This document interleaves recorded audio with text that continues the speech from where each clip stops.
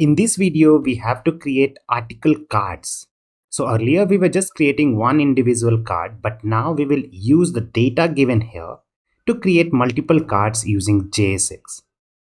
Important thing here is we have to create two components, article and articles. Article component will contain the information about one individual article, and articles component will contain a collection of article component.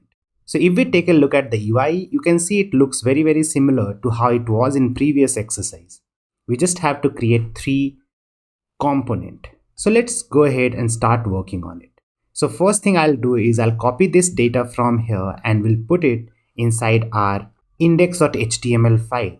So here, even though we don't need this data, let it be here and we'll just paste this articles data here. So we have articles, and now what we need to do, we need to convert this UI into a component. We know what is a component, right? We have seen it in the video.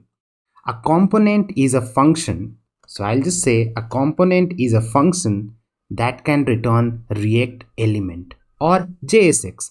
So here you can think earlier UI was a variable, but we converted that UI into a function. When called will return JSX.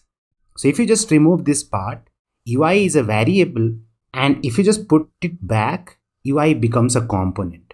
And we know that we cannot name the component with lowercase letter. Why is that?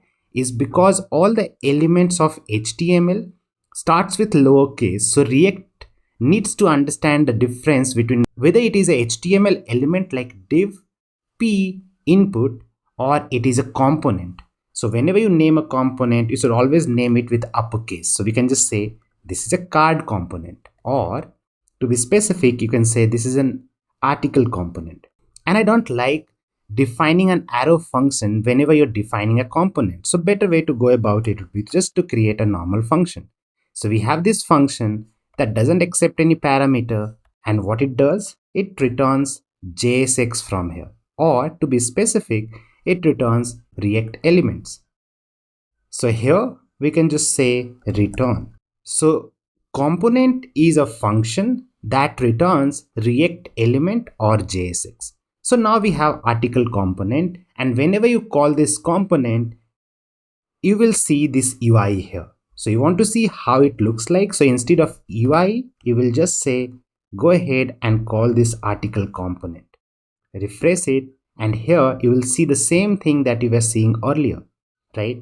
So we converted our UI variable into a component and we rendered it using React DOM.render. But if you look at the requirements, you will see that we need to create two components. One is article component, another is articles component. And articles is the one that we have to display it on DOM, because articles is going to contain multiple articles.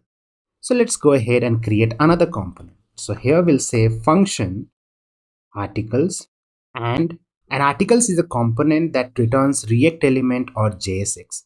So from here, what do we need to return? So if you take a look at the UI, you will see that you need to return three article component. But is it only three, or it depends on data? It depends on data. So if you look at it here, you will see this one is the information of one article, then you have second, then you have third, and that is why we have three cards. So here what we can do, either we can return an individual article component like this, or from articles component we have to return three article component, right? So can we return it like just this? No, it is not possible, because from any component you only can return one parent element. Here how many parent elements are there? There is three, and this is also known as parallel. So this is not possible to do. But what you can do, you can wrap them into an array like this, and you can segregate, and you can just put comma here. This is possible to be done. And here what you can do, you can just say articles, because now I want to say go ahead render articles component inside root. And here what articles component is returning, it's an array of elements. So now when you refresh it here, instead of seeing one article component, you'll see three of them.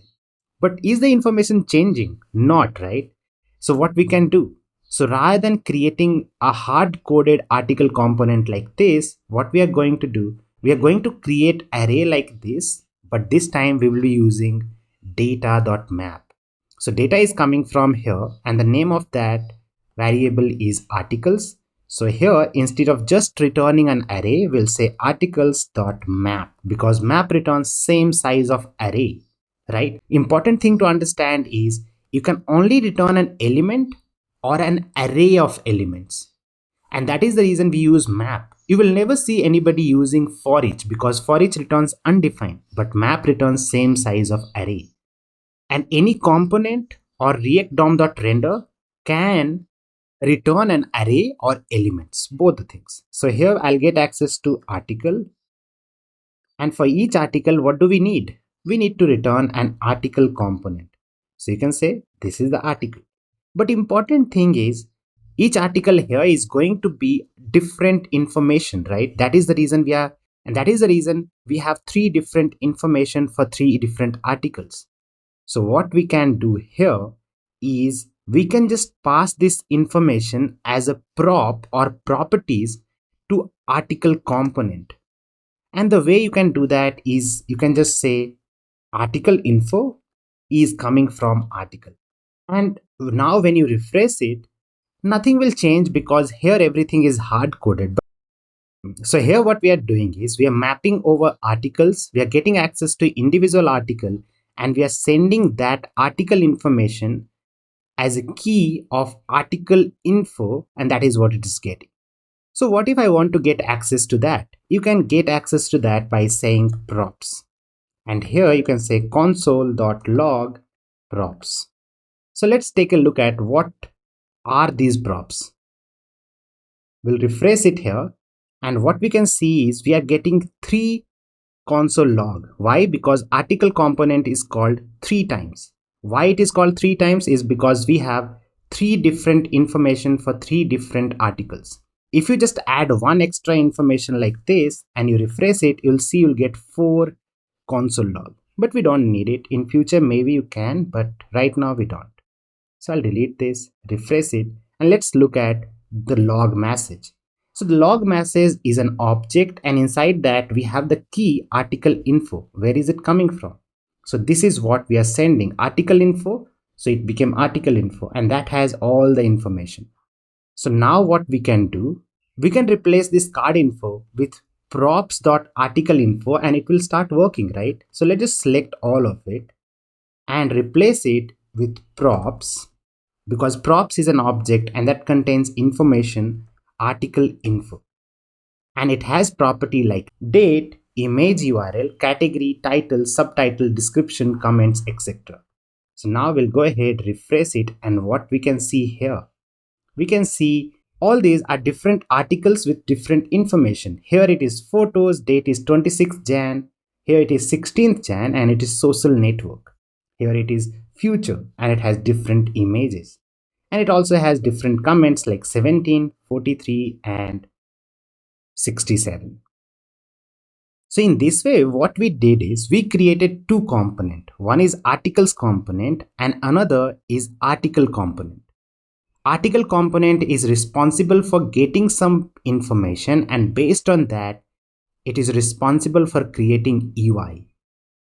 And here in articles component, what we are doing, we are looping or we are using map on articles and for each article, we are returning article component. And we are also sending the article information in article info as a prop. And that prop can be used like props.articleinfo.date.